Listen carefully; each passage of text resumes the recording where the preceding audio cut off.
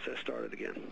Many people say that Ralph Nader is at the high percentage point he is in the polls because you've been responsible for taking the Democratic Party to the right. What do you say to listeners who are listening around the area right now? Well, I'm glad you asked that. I'm glad you asked that. This is the last question I've got time for. I'll be happy to answer that.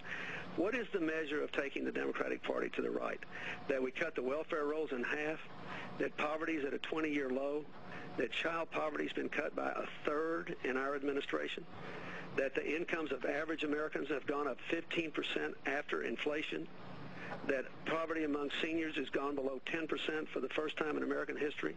That we have the lowest African American, the lowest Latino unemployment rate in the history of the country? That we have a 500% increase in the number of minority kids taking advanced placement tests? That the schools in this country, that the test scores since we've required all the schools to have basic standards, test scores among African Americans and other minorities have gone up steadily. Can I say what some people... Let me just finish. Let me just say... Now, wait a minute. You started this, and every question you've asked has been hostile and combative. So you listen to my answer. Will you do that? They've been critical. Now, you just listen to me. You ask the questions, and I'm going to answer. You have asked questions in a hostile, combative, and even disrespectful tone, and you have never been able to combat the facts I have given you. Now, you listen to this. The other thing Ralph Nader says is that, he's pure as Caesar's wife on the environment. Under this administration, 43 million more Americans are breathing cleaner air.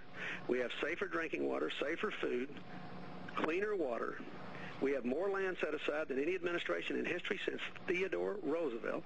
We have cleaned up 3 times as many toxic waste sites as the previous administrations did in 12 years. And we passed a chemical right to know law that's a very tough law. It's the best environmental record in history. Al Gore